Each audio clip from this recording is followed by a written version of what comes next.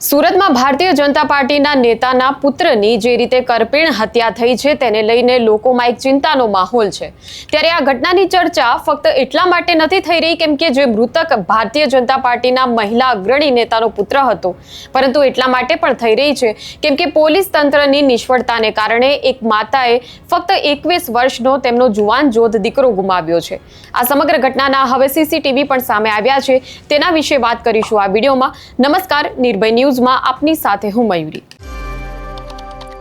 સુરતમાં ભારતીય જનતા પાર્ટીના મહિલા નેતા જયશ્રી દલાલ ભારતીય જનતા પાર્ટીના ખૂબ જ અગ્રણી નેતા હતા અને તેમનો પુત્ર જય દલાલ પણ સુરતના ભાજપના યુવા મોરચામાં મોટી જવાબદારી નિભાવી રહ્યા હતા અને ભાજપના એક સક્રિય કાર્યકર હતા। હવે જ્યારે તેમની હત્યા થઈ છે તો ફક્ત સુરત જ નહીં પણ સમગ્ર ગુજરાતમાં ખળભળાટ મચી ગયો છે। સુરતમાં કાયદો અને વ્યવસ્થાના ધજાગરા ઉડાડતી આ ઘટનાના હવે સીસીટીવી સામે આવ્યા છે, જેમાં આરોપીઓએ આ હત્યાને અંજામ આપતા પહેલાના દ્રશ્યો અને પછીના દ્રશ્યો જોવા મળી રહ્યા છે। ત્યારે હવે એક નજર આ સીસીટીવી ઉપર કરીએ।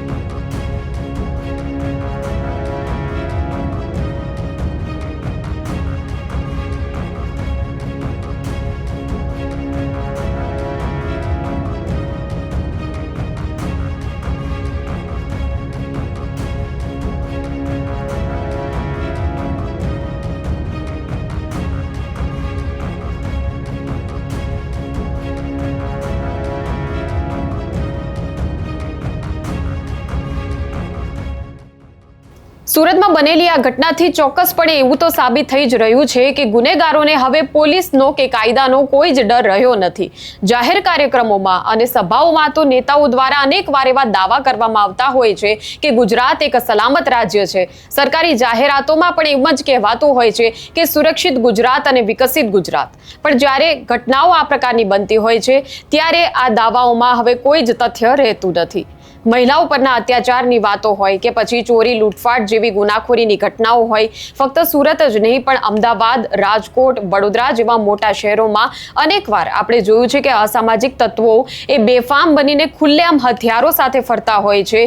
રહેણાંક વિસ્તારોમાં તલવારો સાથે ઘૂસી જાય છે, દુકાનદારો પર ધાકધમકી અજમાવતા જોવા મળે છે અને રહીશોમાં, સોસાયટીઓની અંદર રહીશો પર હુમલો કરી દેતા હોય તેવી પણ ઘટનાઓ બનેલી છે। ત્યારે જે ડર ગુનેગારોની અંદર પોલીસની સજાનો હોવો જોઈએ એના બદલે સામાન્ય નાગરિકોમાં એક ડર જોવા મળી રહ્યો છે કે તેઓ જ્યારે નીકળશે તો કંઈ થઈ જ ન જાય। તેમના પરિવારજનોની સુરક્ષા માટે નાગરિકો ચિંતિત જોવા મળી રહ્યા છે। વધુ ને વધુ ગુનાહિત પ્રવૃત્તિઓ ગુજરાતમાં થઈ રહી છે।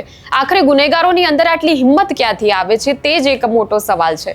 પોલીસે સુરતની આ ઘટનામાં જે નિવેદન આપ્યું તેમાં પણ એવું જ કહેવામાં આવ્યું હતું કે પહેલા જ પાસા હેઠળ આ તમામ આરોપીઓ જેલમાં જ હતા। એટલે આ ગુનેગારો એક રીઢા ગુનેગારો હતા અને જય દલાલની હત્યાને અંજામ આપવા માટે મોકો જ શોધી રહ્યા હતા, જે તેમને ગઈકાલે મોડી રાત્રે મળી ગયો। નેતાઓની સલામતી માટે વીવીઆઈપી સુરક્ષાઓ આપવામાં આવતી હોય છે. નાગરિકો જે છે તેમને જે હાલાકી થતી હોય છે તેના ભોગે આ નેતાઓ આવી વીવીઆઈપી સુરક્ષાઓ ભોગવતા હોય છે. પણ તેમ છતાં ક્યાંક જે સુરક્ષાના માળખામાં એક મોટી એવી ખામી છે કે પછી એકલદોકલ આવી ઘટનાઓ બની જતી હોય છે જેમાં નેતાઓના સંતાનો પણ સલામત નથી. તો ગુજરાતના નાગરિકો અને તેમના સંતાનોની સુરક્ષાનું શું?